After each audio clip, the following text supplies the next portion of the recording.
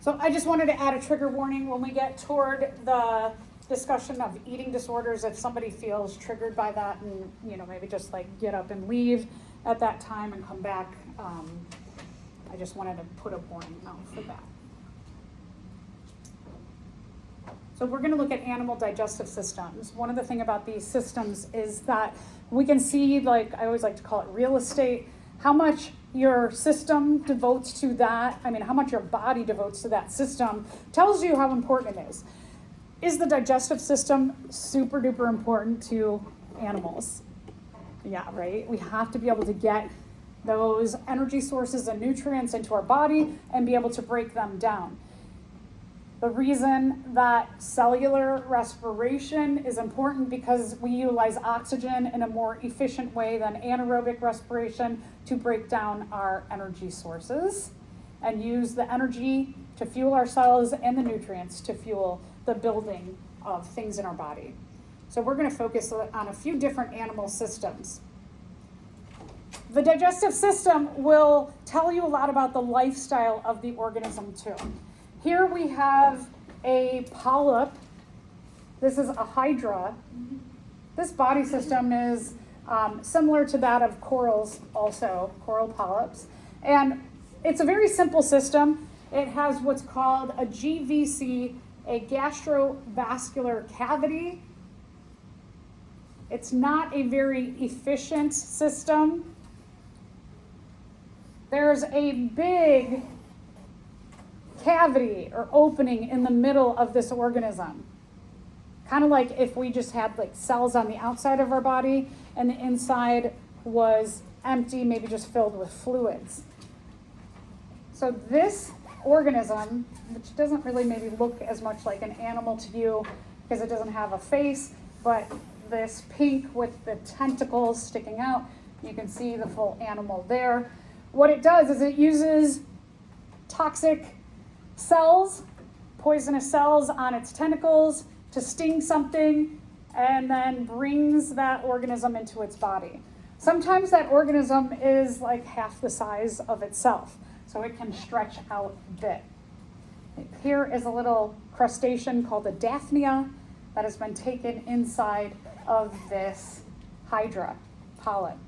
So what happens is upon that coming into the body, there are cells that line the GVC or the gastrovascular cavity, and they start to secrete enzymes and acids to start to break this down. When it gets enough nutrients from this organism, it kind of like poops it out through its mouth too.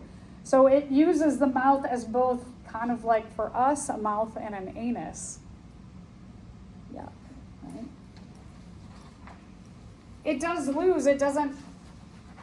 end up digesting the whole organism either, because it can't use all of those energy and nutrient sources at once. So it might just get like the outer layers of this, and then it just like gets rid of things that are not digested. So it's not very efficient. The worm has a more similar system to us. It has a mouth to anus or tube system. You can see a lot of similar structures to us, like a mouth, a pharynx, an esophagus. Crop and gizzard are fancy ways of saying like stomach areas, and then it has just what we would call generic intestine and anus. Because worms don't have teeth, they need a way to kind of physically crush their food. And so what they do is they swallow small rocks and sand, which sit in the crop and gizzard area, and do the crushing like we do with our teeth there. Birds are very similar to us, and the worm as well, have a tube system. Their gizzard area is a second stomach chamber. Again, like what we saw with the worm, that it had a crop and a gizzard, and it uses little rocks and sand particles to grind up their food. Because they do have a hard beak, but the beak doesn't work as efficiently as our teeth do. So it would be like if we just had like a thin, sharp edge with no teeth inside. We can take bites of things, but we can't crush them around with teeth because they don't have any. Just another thing, back to my point of a lot of real estate. Look at how much of the inside of the body the digestive system takes up with the bird, with the worm, and with the hydra. It's huge, right? Huge amount of real estate. So it should give you the clue. It's kind of an important thing. Cows. Cows are herbivores. They eat mainly grass. Grass has, the largest component of grass is cellulose. We just call that fiber. Cellulose is a molecule that is covalently bonded across, but then does these like diagonal, I can't do diagonal with my fingers, diagonal bonds in addition to across bonds. The covalent bonds, which are harder to break apart. So because they have this like intermeshing of covalent bonds, they're hard to, a lot of these bonds are hard to get to. And when you can't get apart all the bonds of the food you're eating, you're wasting a lot of that energy. So cows, because they're eating something that is high in fiber or cellulose, they have a few different strategies to help them get at that energy. So one is they've got teeth. They have got mostly molar teeth in their mouth. Molars are good because they have flat edges and they're wide so they can crush, and they can help to crush apart the cellulose. They swallow. They have a huge stomach system, 4 chambers of their stomach. So it goes chamber to chamber to chamber to chamber. And then once it gets into what they call the rumen part of the stomach, it has microorganisms that create an enzyme called cellulase to help break down cellulose. And then this kind of ruminates in there. Get the word ruminate now? You think about it. It sits for a while. Just like something that you're ruminating on sits in your brain for a while. And then they burp it back up. The food that they've chewed already, that's been ruminating in their rumen. They burp it back up and they give it a second chew. Yeah, imagine, right? One of the things that causes, right here, these animals, other ruminant herbivores, cause the second largest climate change gas, which is methane. When they burp their food back up to give it that second chew and crush, they also burp up methane, which is a product of digestion. We know methane is like when you fart, you give off methane. Some other things too, but methane is another thing. But they do it frequently that it's the second largest climate change gas. So what could we do as humans to bring that methane component of climate change down? Eat less what? Meat, yeah. So if we ate less meat, so that's one environmental reason for eating less meat. And the other one is that it takes a lot of land to feed these cows. We could use all that land to grow vegetarian food. Regardless of the digestive system, we're looking at all digestive systems accomplish these 5 tasks. So they will ingest the food, mechanically break it down, chemically break it down, absorb the nutrients, and eliminate any of the leftovers. All of those animals that we saw do these things. Look at the real estate that our digestive system takes up in humans. So in us, the whole lower portion of our torso is digestive system. What is the upper portion mainly dedicated to? 2 things. Lungs and heart. So circulatory system and respiration, which respiration goes along with digestion. So in humans, digestion begins in the mouth. If somebody came in this morning with a bag from McDonald's and the smell of the bacon and the hash browns, maybe a pancake, and they're sitting there and it starts filling the room, your mouth literally would start to water more. In response to not only just eating, you produce more saliva, but even our sense of smell. When you smell something that smells good, your mouth begins to water. It produces saliva. Saliva is important for a couple of reasons. One, that it lubricates our food, and it makes it easier to go down our esophagus. The other thing is that there's a few other things. Amylase, salivary amylase, which will begin to break down complex carbohydrates into simple carbohydrates right away. If you took like a piece of white bread or a saltine cracker and you chewed on it for about a minute and a half, about the minute mark, it would start to begin to taste sweet because the starch in there would begin to be broken down by salivary amylase into glucose. So you'd taste that sweetness. After about a minute and a half, it would taste very sweet. It's the grossest experiment you could do, but if you ever want to try that, go for it. Also, it's got components that kill bacteria. Lysozymes, we talked about when we talked about the immune system, that in our mouth, as a component of your saliva, you also have lysozymes that could break down as the external barrier. As a part of that, could begin to break down bacteria, viruses, anything else that has entered our body that we do not want. And I mentioned lubrication. In addition, also dissolves some acids that we take in, as well as other sugars. Saliva helps to move our food to our taste buds, and it lets us determine the quality of the food. So I'm sure we've all done this where you eat something and let's say there's a little mold on it. This happens with raspberries. You eat a raspberry and you're like, oh man, tastes a little moldy. So what do? You keep eating it? No, you spit it out, right? Your reaction is the quality of that food isn't great, so you spit it out. Sometimes it might be a case of it's something in that food that you don't like. Like, I can't stand rosemary because it tastes to me like mold. Yeah, I don't know.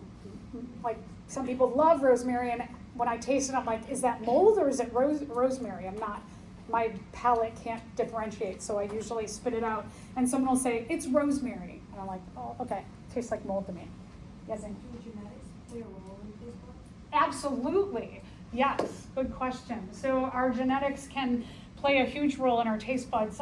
For example, if you took 111, you did that PTC and thiourea testing on your tongue, the little pieces of paper. I have both of those. So I'm a super taster.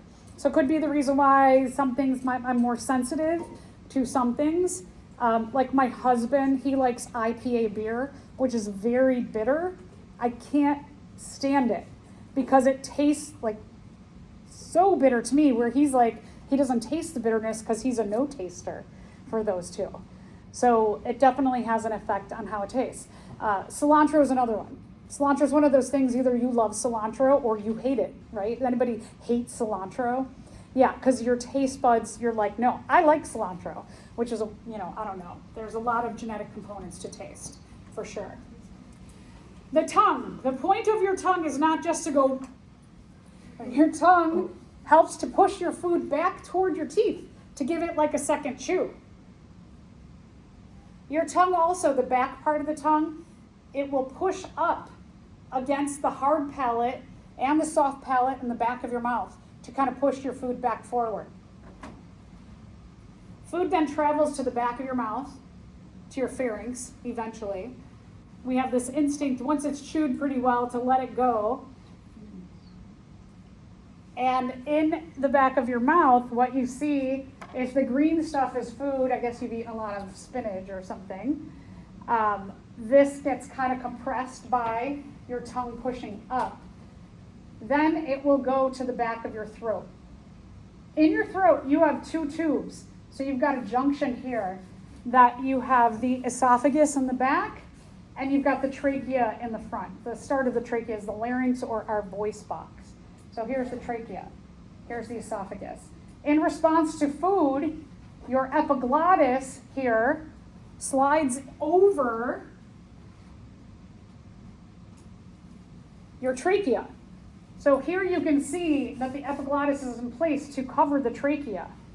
So that food, it goes like this. Remember that little flap all the way in the back of your pig's mouth? It looked like this. It goes, and it covers up the trachea so that food can slide over the epiglottis and go into your esophagus. I have a question. So say when you take medicine, you know, like some people take water with the medicine. How does your body know, like, to separate them? Anything that goes into your mouth, essentially, your epiglottis is going to move over. So whether it's food or drink, it'll slide over that. And the medicine and the water will go down your esophagus too. Oh, Yeah, does that answer your question, Jen? Well, is there some cases where it doesn't move, like it go down the wrong pipe? Yeah, or if you're like drinking, or sometimes like you're drinking really fast or eating really fast, it'll go like this, and then some will get in there, and then the little cilia on your trachea will start to vibrate because something like drink or a little piece of food hits it, and you go, then you start coughing it out. Yes, very good. Good addition. Food travels to the esophagus. If you remember when you were looking at your pigs that the esophagus was kind of flat in comparison to the trachea, which seemed thicker.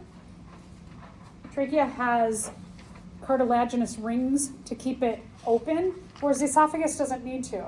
And what happens to get food down the esophagus is that when food enters, an involuntary muscular reaction happens in the esophagus where it just starts to contract, and basically it's squishing the food down all the way to the stomach. What that action is called, it's called peristalsis. You can't feel it, right? You eat food, you don't feel like, you don't start like vibrating because of the peristalsis. It just kind of like slowly will push it down. You also know that peristalsis is happening because sometimes you ever eat something and it's kind of like dry and you can feel it in your throat and it's uncomfortable. And then the esophagus, what it does is it releases, so in addition to the saliva from your mouth, the esophagus releases mucus that will coat that food and so help it to slide down better as well.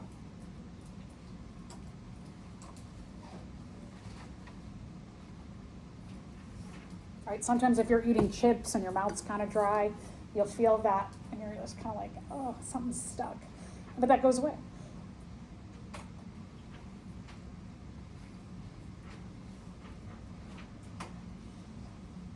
All right, then food travels into our stomach. Your stomach is expandable by your stomach's approximately the size of one of your fists, and it could expand to about 3 or 4, sometimes 5 of your fists, so it can get bigger. If you eat too much, you feel uncomfortable, right?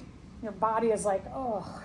And then slowly over hours, your food will start to be released from the small intestine, from the stomach to the small intestine, and you get less full.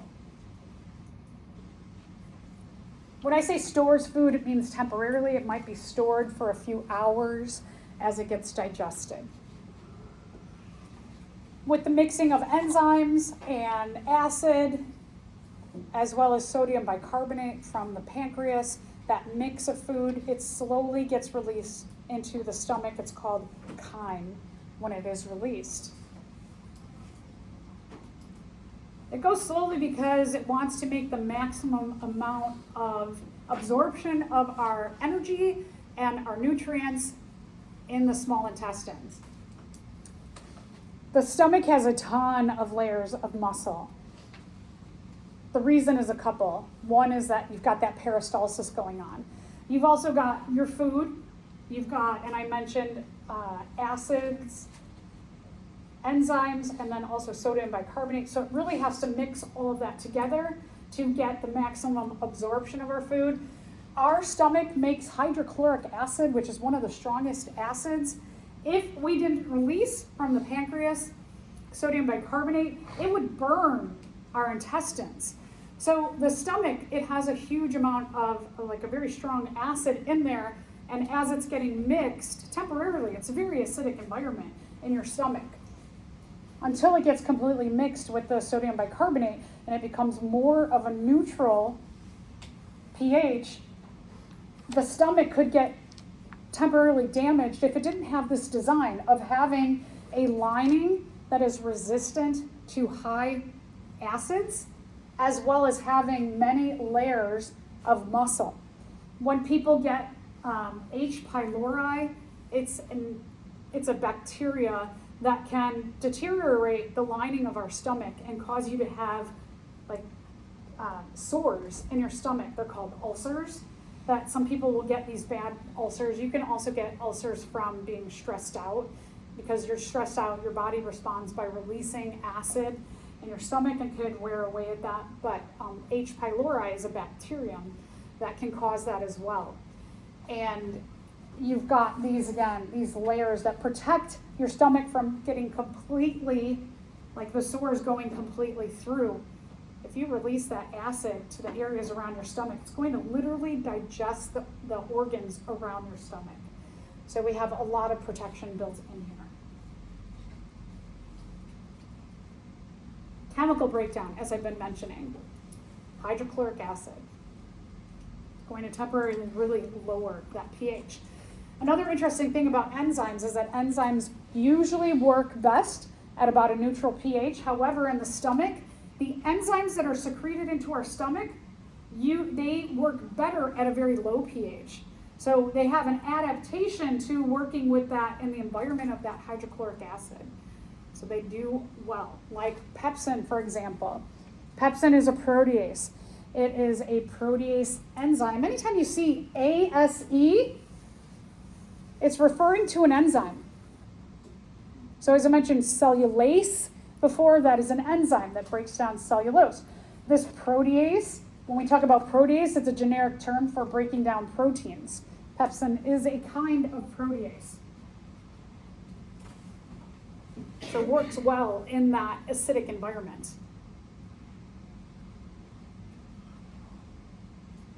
Eventually, the mixture of the enzymes and the acid and our food and energy.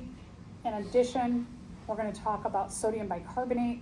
All that mixture of stuff eventually becomes more of a neutral pH and slowly gets released into our small intestine as chyme.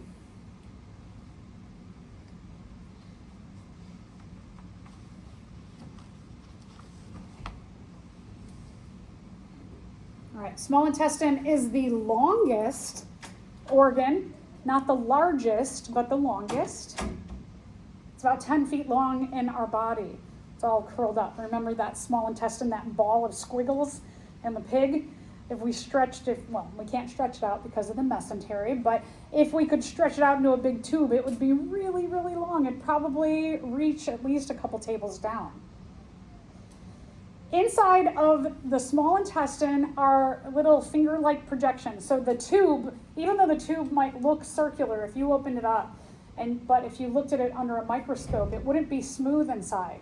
Under the microscope, you would see these finger-like projections called villi, and then on those, you would see microscopic little finger-like projections on the villi called microvilli. And all of those little projections, what they do is increase the surface area. So here we're talking about already something that's 10 feet long and then has more projections inside to increase that surface area maybe tenfold beyond that. So it could be like 100 feet long if we thought about the villi and the microvilli. Why do we want that? Because our ancestors had to work really, really hard to get their energy and nutrient sources. Food was not easily accessible. I mean, now we can go drive up, right? But they couldn't in the past, so we needed a very, very efficient system to utilize any energy and nutrient sources that we could.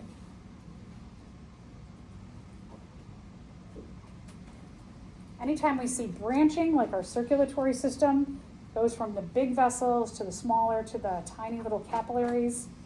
A lot of branching there. In our lungs, we go from big tubes to smaller to alveoli sacs. There's all kinds of strategies within bodies for more surface area.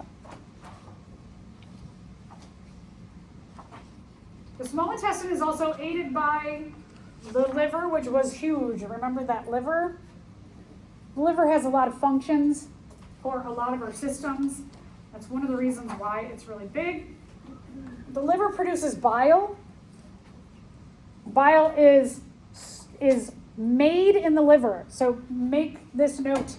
in your head or make a note on there. Bile is made in the liver. The liver produces bile, but bile is stored in the gallbladder. The gallbladder does not make bile. That's a common mistake. It doesn't make it. The liver makes the bile, it gives it to the gallbladder. Remember that little baggie when you looked at the liver's here, sorry, and you kind of lifted it up? There was a little bag sitting right up against, or almost it looked like it was in the liver. That's the gallbladder. The gallbladder receives the bile that is made by the liver, and it concentrates it, which means it kind of like dehydrates water out of it to make it really, really thick, so that it can break down very important nutrients like fats.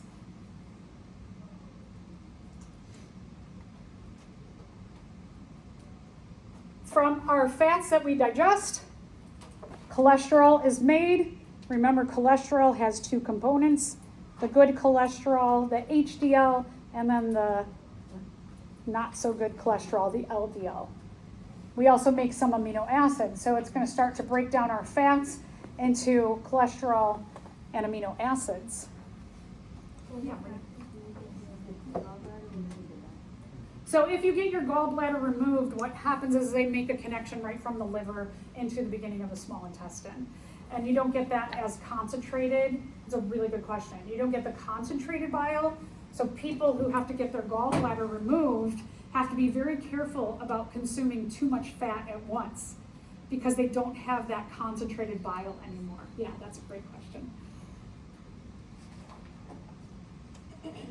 The liver also produces lipases, ASE, which means that this is an enzyme that breaks down lipids. I like that, protease, proteins, lipases, lipids. The letters go together. All right, and then let's talk about the pancreas. We mentioned the pancreas that it produces the insulin. In addition, it makes what's called pancreatic juice. Ooh, delicious, right? It uses sodium bicarbonate. Sodium bicarbonate, it's something that's very high, a high base, to combine with the, I don't want to say high, I guess we should say low acid, the hydrochloric acid, to bring the stomach components into a more neutral state.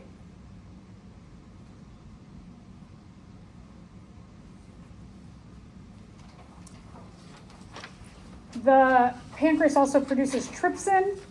It's a protease. Proteases break down protein. Excuse me. Sodium bicarbonate is made by our body? Yes, we make it. Yeah. You find it in baking soda. Yes. Sodium bicarbonate. Right. Yeah, it's like hydrochloric. These cool things that our bodies do. They make these things that we're like, oh, I know that in the real world, right? But we make it up. Our bodies are cool. Okay, so again, the liver, very, very big. The liver, it works for a lot of different systems. That's why it's big. One of the things that it does is it produces bile. You can see these green thingies here that will go into the gallbladder to concentrate it. If you lose your gallbladder, or you don't lose it, like, oh, I can't find my gallbladder. If you have a gallbladder attack, it will just go, the bile will go less concentrated right into your small intestine.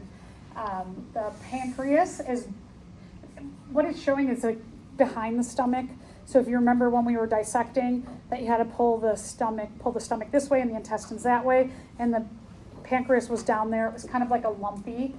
You could see the shape of it if you remember. It was kind of shaped like that on an angle. It's kind of lumpy. That it makes chyme and trypsin to help get food in a more broken down state in the small intestine.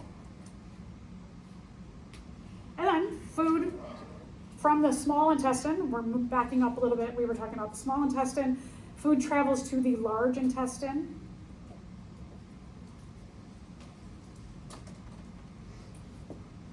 Asma brought up a really good observation. I'm looking at the pig versus the human, that remember in the pig that the large intestines were kind of balled up for the most part here and then went behind and down the colon. That because pigs walk like this, their large intestine is like here, whereas because we're upright, our large intestine does this like roundabout thing. So it's a good like design, right? Thinking of the function of the animal will give you a little bit of the design of the systems.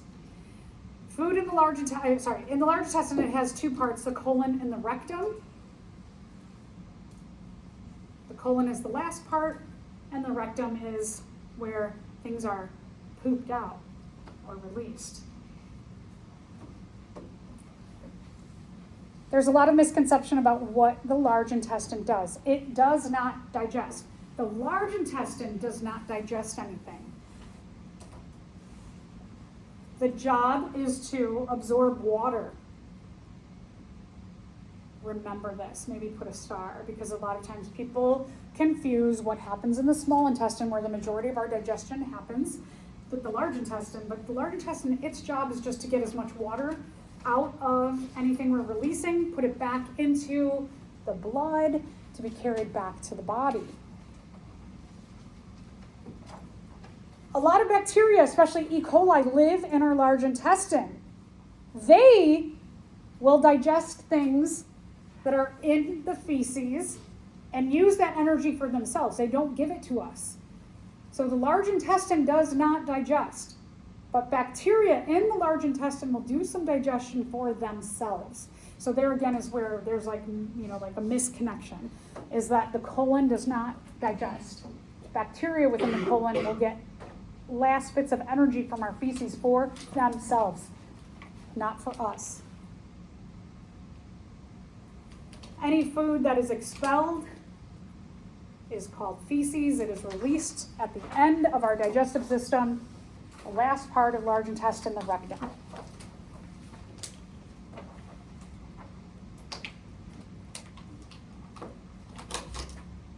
All right, let's answer this question. What is the correct sequence of events that all digestive systems must follow in the processing of our food? All right, so I made it a little bit tricky. I did put ingestion first because I thought, well, if I put something else first, that's automatic. Like, no, right? You got to get it in your body. So ingestion is the first one. Then you got to figure out what happens second. What happens second? What's the second thing that happens? Mechanical breakdown. Mechanical breakdown. Let's see, we got chemical. And this is usually where students will get to, is it chemical or mechanical first? Teeth. So mechanical breakdown, so we can get rid of absorption and absorption. So we can get rid of C and D right away and just go like, okay, let's check it over and make sure we agree. Mechanical, chemical, absorption, elimination. So that's why B is the best one. All right, now we're going to talk about disorders and other issues of the digestive system. Professor? Yes. I have a question. So where do our feces go, after? Like from our toilet? Or so we have what's called the water reclamation, metropolitan water reclamation area, which has a connection to the, like what comes out of your toilet. Does it like play a role in like climate change too? I'm gonna guess that I don't know. My hypothesis is that in the breakdown of our waste that there is some methane released, so probably, but I think it's very minor in comparison to when we're like cows are eating or other ruminant herbivores are eating. If you've ever like when you've driven down I-55, the Stevenson, and you get to LaGrange Road, the area between First Avenue and LaGrange Road to the south, those are all, we used to call them the poo pits. There are huge, like gullies, that's where the food waste goes, the hard waste goes into, and it breaks down. And they have mechanisms of like composting that so that it breaks down into nutrients. Some of those poo pits will grow things like sod, and the nutrients will go into the plants there. So that we do have a huge system, very efficient system for breaking down our waste. Yeah, so it's got to go somewhere and get broken down, and then the nutrients become something good. Yeah, yeah, good question. Okay, so a little bit about nutrition. We need nutrition. We need energy to fuel our cells. We need nutrients to keep building things within our body as well. So typically we're eating fats, carbohydrates, proteins. We need the building blocks for all new parts. Minerals and vitamins are really important as well to supplement our metabolic reactions. These are often called coenzymes. They help our enzymes to work efficiently. Anybody eat a perfectly well-balanced diet? Like if you looked at your diet over the course of the week, does anybody get all of the minerals, vitamins, nutrients that they need? Anybody? I usually have like one student. Yeah, probably, most likely no. So one of the things they recommend, especially this time of year, if you don't, take a multivitamin, because flu season's coming. These little coenzymes will help your metabolic pathways to work more efficiently. A nice multivitamin will replace the things that we're not getting in our food. The other thing too is that as you're going we're like in the last third of the semester, is try to eat a lot of fruits and veggies as much as you can. Those things will help to keep you healthier, will stave off, or will help your immune system, give your immune system a boost. As you're going through this stressful time, fruits and veggies are a really great thing. I love it, like Mariano's, they have a fruit bowl, a lot of different colors. It's $10. We get that every week because I'm too lazy to cut everything up. But then we have like a variety of colors. So what we do is like every day, like in the morning, well, I don't eat in the morning. In the morning, I pack it for my son, a variety of, and then when I get home later, I'll make sure I eat all the colors. And then I'll chop up vegetables and all the colors. So it makes it a lot easier. We just started eating fast food maybe like a year and a half ago.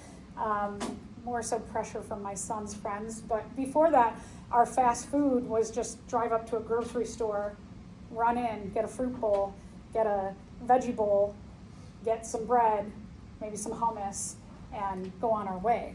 And that way it was like as quick as going through a drive-through, but because we also know where to get the stuff that we want and quick. And so my son's friends were always like, this is great. It's so nice. I feel so much better. We're like, yeah, this is our drive-through. That's our fast food. So I found the easiest ways, the faster ways to be healthier. All right, so get that multivitamin in, get those fruits and veggies in. Okay, so at rest, doing quote unquote nothing, you burn about 70 calories per hour. When you are sitting, are you doing nothing? Is your body doing nothing? No, right? You're breathing, right? You're still, even though if you're like checked out, you're having some relaxing time, you're still breathing, you're still digesting, your blood is pumping. There's all these things that are going on. So when you're doing quote unquote nothing, you're still burning calories. The amount that you burn per hour in general is influenced by your body size. So like if you're somebody who's really, really tall, you're probably gonna burn maybe like 90 to 100 calories per hour. Your muscle mass, if you work out a lot. So a couple things, genetically, like you could have more muscle.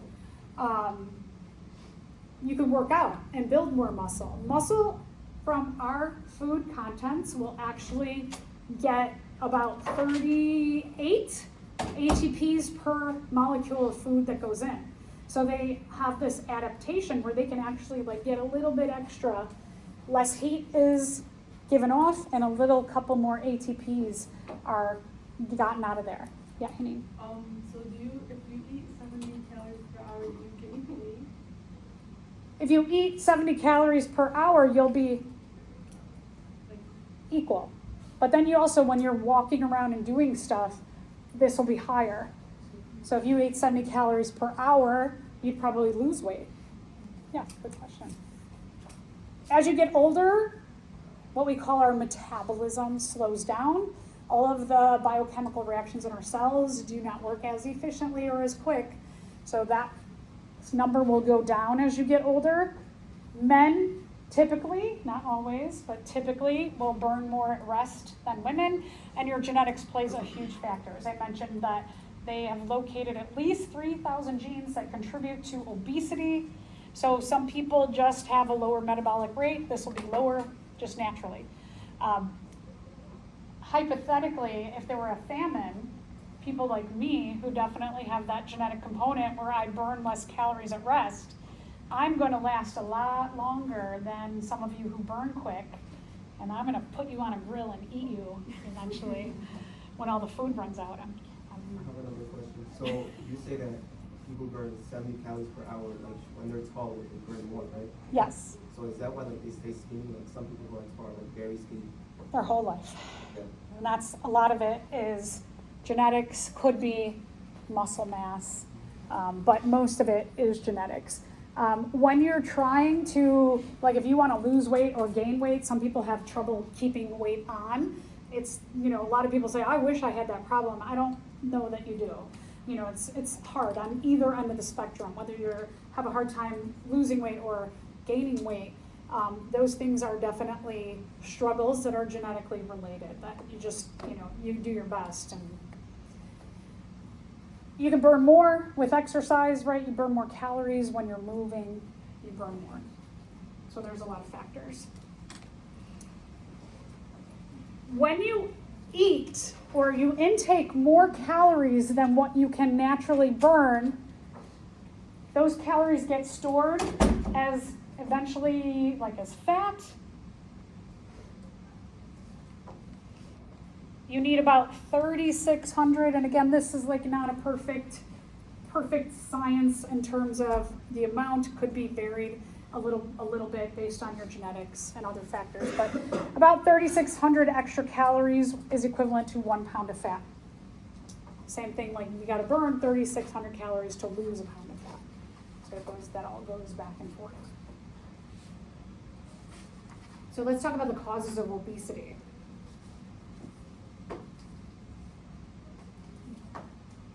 What I put first is genetics. That is the hugest factor in someone being overweight or obese. You can see, like my husband, we go, especially when we go on vacation, when we're together for like a week at a time, I can see a huge difference. So I get up in the morning, I have coffee. And then I drink water all afternoon, and I usually then eat dinner. And so like I'll go to breakfast and lunch with my family, and I have my coffee and my water, and they're always like, Mama, try this, Mama, eat this. And I'm like, I'm good, I'm good. And then I have dinner. My husband will have breakfast 1, breakfast 2, like full meals, a snack, lunch 1, lunch 2, a snack, dinner 1, dinner 2, and a snack. He eats like 5 times more than I eat. So he's a hobbit. But he's tall and slim. I mean, he's very muscular. He's not like slim, but he's like muscular. And he never gains weight. I eat like a fifth of what he eats, and if I go off my like little, I can eat about maximum 1,200 calories a day.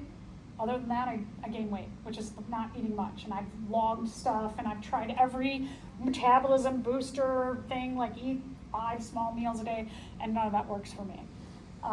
So it's just the way it is. But if we ever have like a pandemic where people like food gets stretched thin, I'm going to eat him eventually because he's going to starve to death, and I'm going to be like. I think I'll eat you first. I'll be hungry.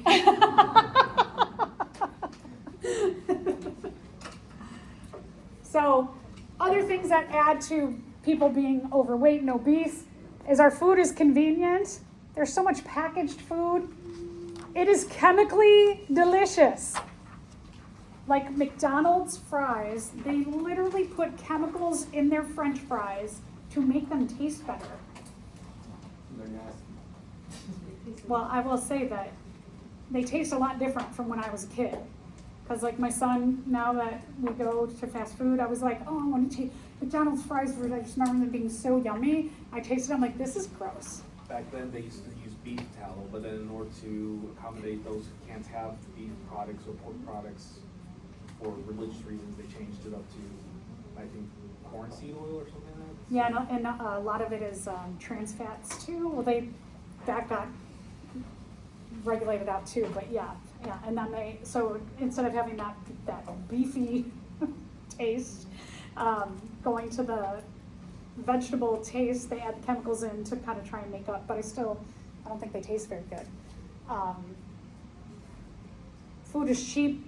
If you ever notice less healthy foods are a lot less expensive, right? Which is an inequity issue for people who can't afford healthy food, will often then be overweight because they're eating food that's high in like sugars and fats, trans fat especially, and this is associated with a lot of diseases. We're on our little devices.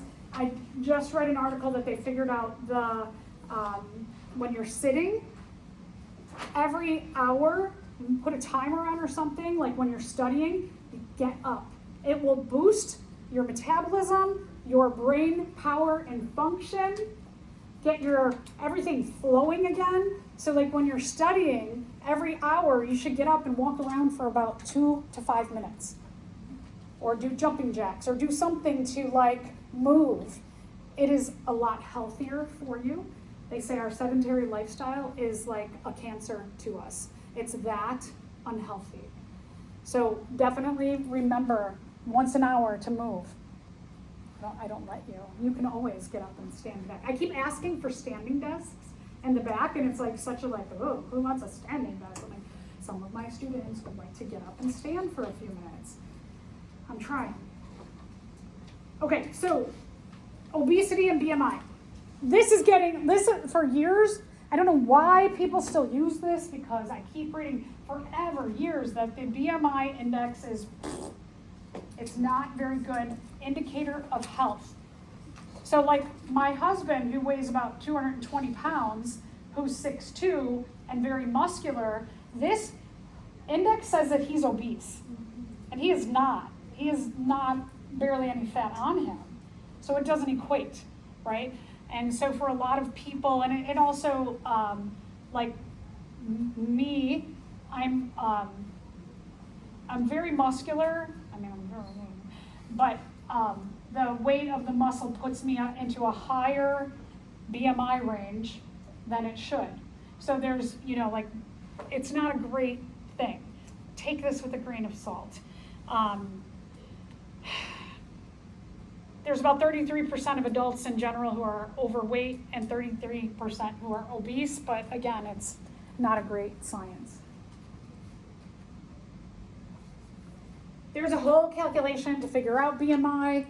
Is you take your weight in kilograms, divided by your height in meters, divide that again by your height in meters. In the US, because we do all different systems than the rest of the world, which I very much dislike, I like the metric systems better. There's another equation, and then you have to, and it makes it very hard. So somebody who's 5'5" and 150 pounds, they're just barely, they're at the top end of, I think that's the end of the overweight right there. So again, take it with a grain of salt. Oh, one thing I wanted to mention too, that I've read a lot of articles, because I have such a hard time losing weight. I used to exercise tons. I played basketball in college, and I used to run 6 miles a day, so, and still I would have a hard time losing weight regardless. But about 90 to 95% of your issues with gaining or losing weight are directly related to food. Which means exercise, even if you exercise for 8 hours a day, it's really more so about what you're consuming. So our health and what we take into our bodies is super, super, super important. What about stress? Does that play a role too? Stress, yeah, absolutely. A lot of people have trouble gaining or losing weight because of cortisol, which is a stress hormone. And when cortisol is high, you have it puts like a damper on your metabolism too. Yeah, good one. Yeah, so there's a lot. So don't be stressed out. And, No, a lot of people are like stress eaters. So it's a stress yes, yes, excellent point. Yeah, if you're a stress eater, that when you're stressed out, you're like, I want comfort. And if you can't get comfort from things like sleep because you don't have time, or doing things like with your friends that you enjoy, you go to something quick and fast, which is food. Yeah, there's so much. This is like a spider web of complexity when we're talking about nutrition. So being obese, there's a lot of connections here. I'm not going to read them all off because I think we know all of these diseases are accelerated by being overweight or obese. There's also like our microbiome has a huge role in our nutrition and digestion as well. So if you're in a house with other people who don't eat healthy, then your microbiome, because your microbiome comes from not only you, what you consume, but who you live around, that also can like affect negatively or positively your microbiome. Sleep is another really, really important factor in your overall health. It's huge. It's huge, huge, huge. I just read an article that said 8 hours of sleep is what we all need. Do y'all get 8 hours of sleep every night? No, I see a lot of no, right. Big thing is that little device, that phone.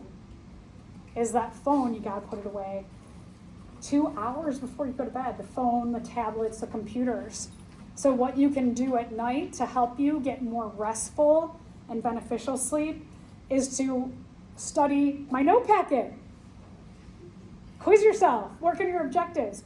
Get the computers and the phones off. Try and save your work that you need to do for school before you go to sleep so that you don't have that light that keeps your brain up. It messes with your melatonin to give you more restful sleep, is that your melatonin will be suppressed the more that you see those lights from your devices. So get rid of those devices a couple hours before, study your biology, and you'll get a more restful sleep. Oh, here's more.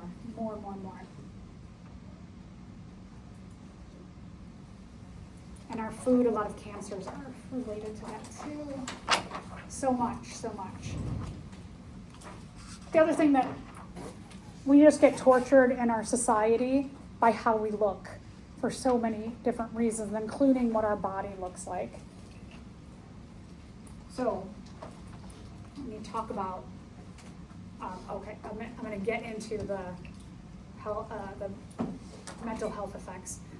I'm sorry, we're going to finish this up. So, even if you're overweight or obese, losing 10 pounds will make a huge difference in your health. Huge. So each of those like little 10-pound goals are really critical to improving your health and reversing all those effects of those diseases that you saw before. Okay, so eating disorders.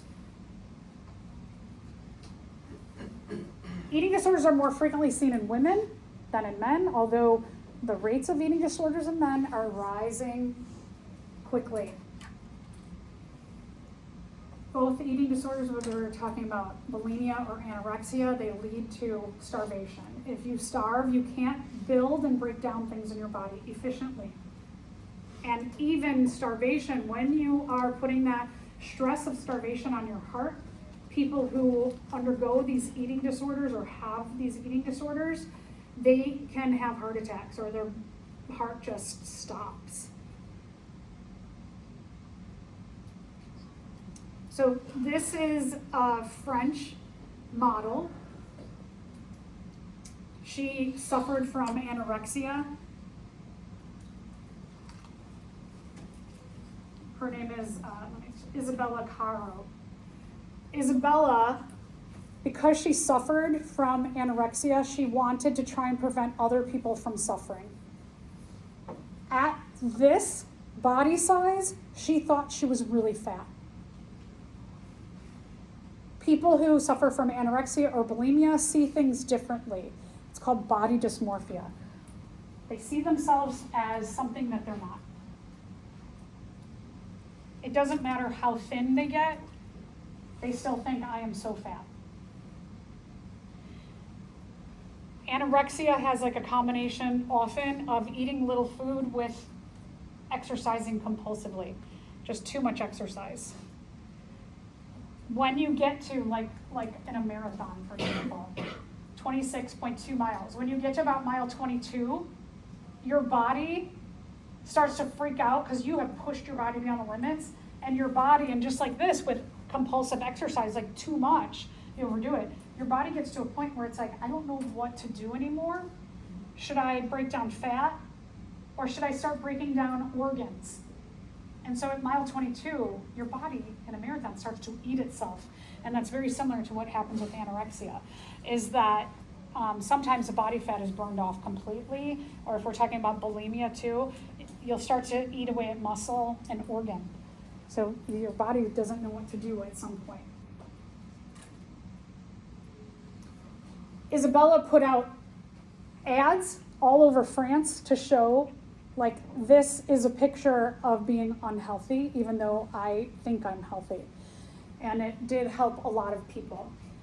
Isabella did die at the age of 28 from this disease, and she fought really, really, really hard, and she fought to help other people. Bulimia is when you compulsively eat, and then you compulsively have to get rid of what you've eaten. So you eat a large amount of food in a small amount of time, and then you will try and purge that food either from throwing up, you force yourself to throw up, or you take laxatives. A lot of times people are a normal weight, and so, or they might be overweight or obese, and they suffer from this, and a lot of people have no idea what's going on. The medical professional who usually figures out that someone is bulimic, it's the dentist. Because enamel on the teeth is worn away by throwing up and the high amounts of hydrochloric acid that are in that food because you're eating quickly and then trying to purge it quickly, is that the enamel breaks down and they start to have really bad tooth problems. And so dentists can figure this out. In combination, a person who's bulimic will also exercise more than they normally should.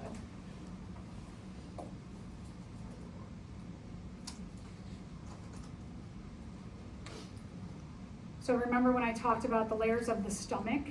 This is an ulcer from vomiting too much. So in addition, the tooth enamel will erode, but also they'll get ulcers. And here you can see, like, that's painful, really painful, that it's gone through the lining of the stomach and also into muscle layers in the stomach. It hurts a lot.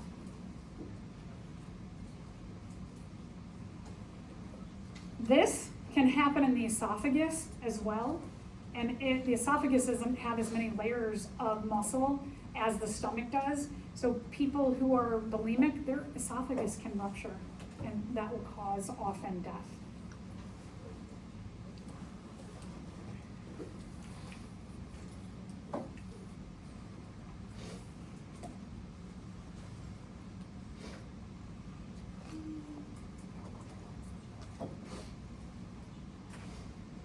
Let's talk about the causes of eating disorders. It's super duper duper complex. There is likely a genetic component, but not always. Our society, like I mentioned before, is so focused on how we look and these perfect ideals of what we should look like. What you see on Instagram, how many people that you're following on Instagram use filters? A lot, right? Especially the ones that are monetized on Instagram or TikTok or whatever, they're using filters. They don't look that way. Put a filter up, right? They've been doing this forever, adjusting how people look. That gives us that, like, people are like, I want to look like that, but that person doesn't even look like that. So that messes with our brains. If you have a relative, one of the reasons why they believe it, there's a genetic component for some people is that if you have a relative, a biological relative, who suffers from anorexia or bulimia, you are 5 times more likely to suffer. There's a couple combinations of that person may talk about food and nutrition and the way they look so much that it kind of messes with your own mental health. People who suffer from anorexia and bulimia often suffer from also anxiety and depression. And some personality traits are more susceptible to suffering from these diseases as well. So it could be, it's like both ends of the spectrum. Somebody who has low self-esteem, this could be related to abuse, mental abuse, physical abuse, or somebody who's a perfectionist, who's like gotta try and strive for perfection in their whole life. So they think not only like the things that they do have to be perfect, but also the way they look has to be perfect. Also could be you're just like at a point in your life, usually when you're a young person, and you want to be accepted, or you want to achieve something so badly. And then combine all these things together in addition to the way society looks at people and values people's looks. It's just really, really difficult.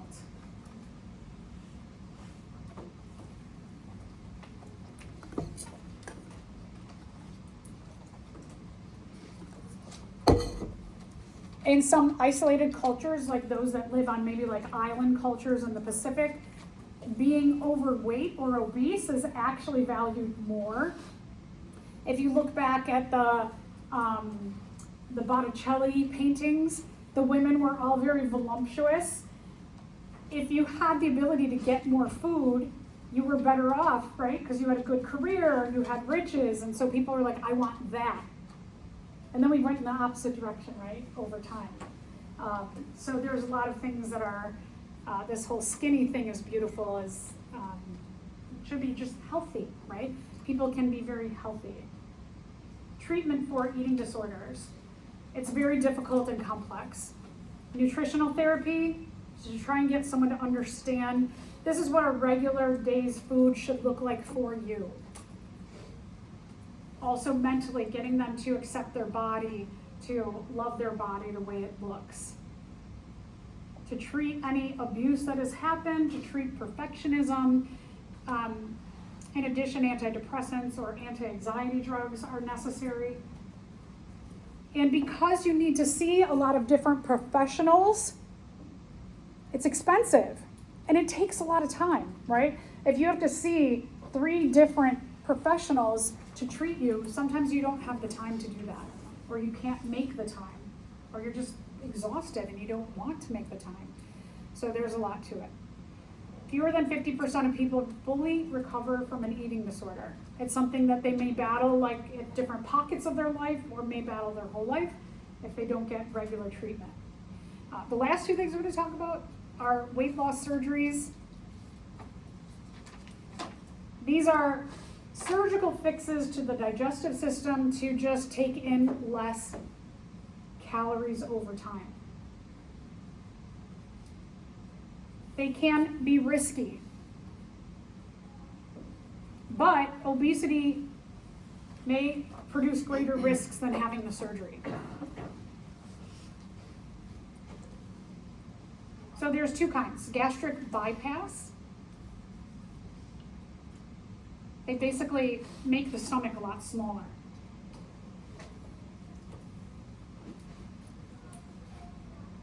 So from this whole stomach area, they create a pouch, and they take the beginning of the small intestine and they attach it to that pouch. So instead of being able to be full when this all fills up, you're full when this fills up. So you get a lot of signals from your brain that say, okay, stop eating because you're full. It's like another reason why you should eat slowly, because it takes about, once your stomach is full, it takes about 20 minutes to get a signal to your brain that says, tells your brain, you've eaten enough. So if you eat really quickly, which my husband eats like he uses his fork and spoon as a shovel, and he just, and so a lot of times, like when we're eating dinner, he'll be done with his dinner and I'm still like cutting stuff up. He's like, how are you not even started yet? And I'm like, how are you finished already? So it takes a little bit for your brain to catch up to when you're full. So eat slowly, drink between, relax. A lot of other cultures who value like social meals as social time are a lot healthier than Americans who are like, go, go, go, go, go, right? That's one of the things that equates to that nice social time. Yeah, Mia. So what happens if you did the surgery but you still manage to like overeat? You can't, you physically can't. So like if your stomach, maybe you can only eat about that much, you just can't. Your brain, I mean, you can like stretch that little pouch out, but eventually your stomach, like, it's like you're done. You can't, like, you know when you're really full and you're like, I want just one more bite, and you just feel like gross. They'll get that kind of like signal feeling, like, okay, you gotta stop. Yeah, good question. Okay, so only small amounts of food can be taken in at a time. Thus, you absorb less calories. It is a very effective method of helping people to lose weight. Problems is that because you have a smaller area of your stomach, you don't absorb as much calcium, iron, vitamin D, and B12. These are all really, really important for the health of our cells. So you can't absorb as much of that, so you definitely have to be conscientious about what you're taking in. Like a candy bar will fill up that pouch, or should you maybe eat a well-balanced, smaller meal? You really have to think about that. In addition, a lot of people who have this surgery have to take supplements. The other one is the gastric band. The gastric band is, it's reversible. They put a band at the top of your stomach and they can make it really tight, and over time loosen it, loosen it, loosen it. And so that the idea here with the gastric band is that you learn the appropriate amount of food over time. It's because it's reversible and it's a learning thing, it's not usually as effective as the bypass surgery, because the bypass surgery is permanent.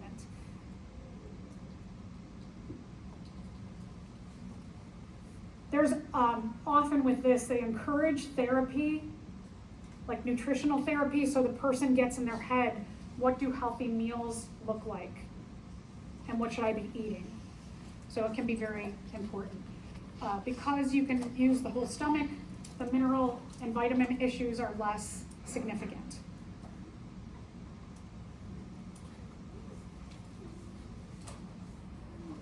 All right, so I mentioned this before. Which of the following dietary changes will I need to make following a surgery to remove my gallbladder? Yeah, so remember I said you need to decrease your consumption of fat. And then I just want to mention one last thing that we don't have in our objectives, but probably will be next year, is weight loss drugs.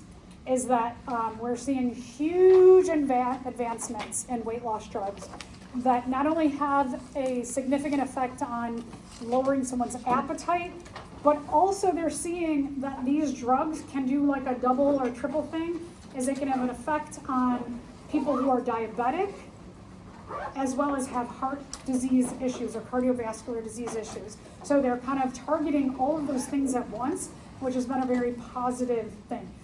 We will see there's been so many in the research trial phases that they're testing them. And even like, I just read in the last like month, 2 new ones have come out. So, and there's a lot more that are being trial tested. So to be seen if these weight loss surgeries will just kind of like go away because of the weight loss drugs. All right, we're gonna do